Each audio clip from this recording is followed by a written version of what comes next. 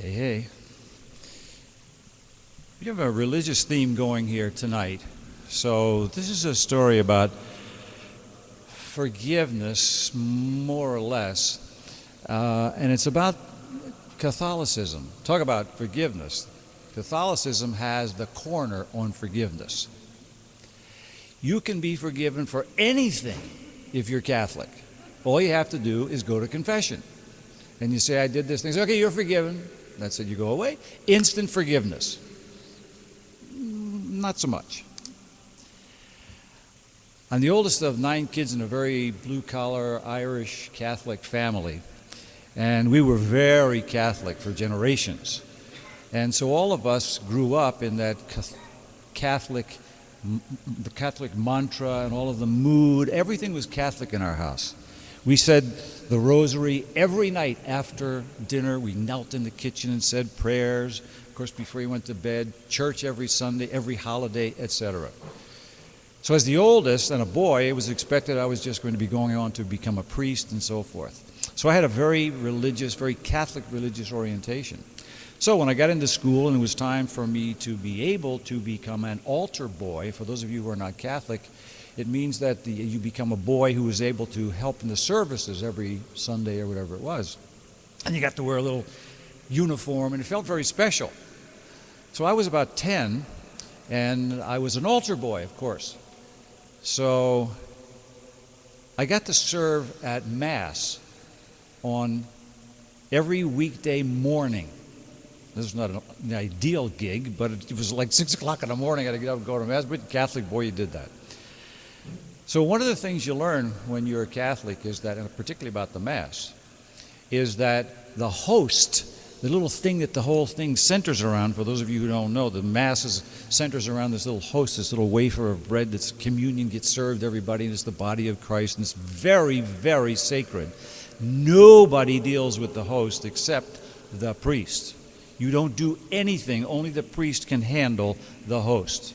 So I'm at the service. And Father Wagner was the priest.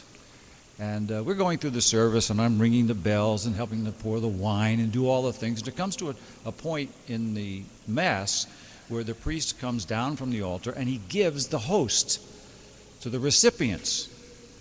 Communion service. So the altar boy's job is to hold a little plate under the mouth, the chin of the people who are getting the host. In case it should drop, it would drop onto this little host, and the priest would pick it up, whatever. Okay. So Father Wagner came down the steps. We had about 2 or 3 steps on the altar. He came down the steps, and I'm waiting with the little plate to go with him like this. And I turned to look at the railing where people were, and I heard this crash, and I turned around. Here comes Father Wagner tumbling down the stairs with the hosts strewn all over the floor. I was freaked. I didn't know what to do.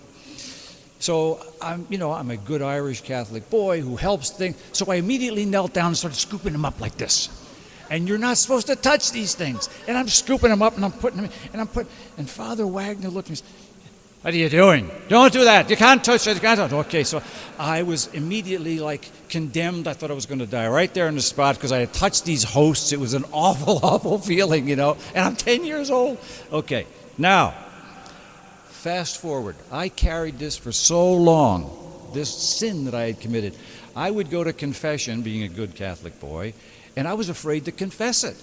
Because I was afraid I would be really scolded by the priest, condemned, I didn't know what. I carried this for a long time, fast forward 10 years, okay? I meet a girl. She's Jewish, knows nothing about this stuff.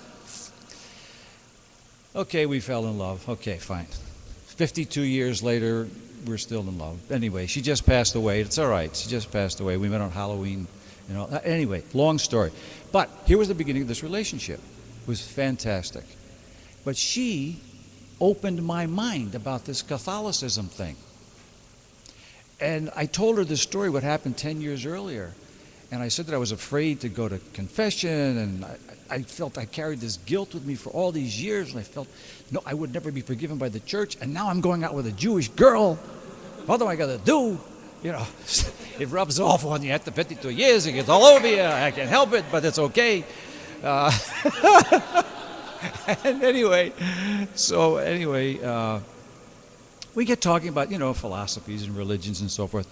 And she was astounded that I had this guilt that I carried for all these years. She couldn't figure this out. She said, why? I told her again about the hosts and the touching it, and it took her, I don't know, maybe a year or so in our conversations, those sort of philosophical conversations that you have after midnight and all of that with your close friends, and she helped me to realize that I didn't need forgiveness from the church, that I needed forgiveness from myself and all of the things that had accumulated in my life over the years. And I'm now like I'm 20 years old or something, that all those years that Catholicism had put into me in every way that made me feel guilty, so guilty that I couldn't even go to confession and get one of those automatic forgivenesses. So it took that long for me to remember that I am now a survivor of Catholicism, but it took a Jewish girl to help me get forgiven for the Catholic thing. Well, what are you going to do?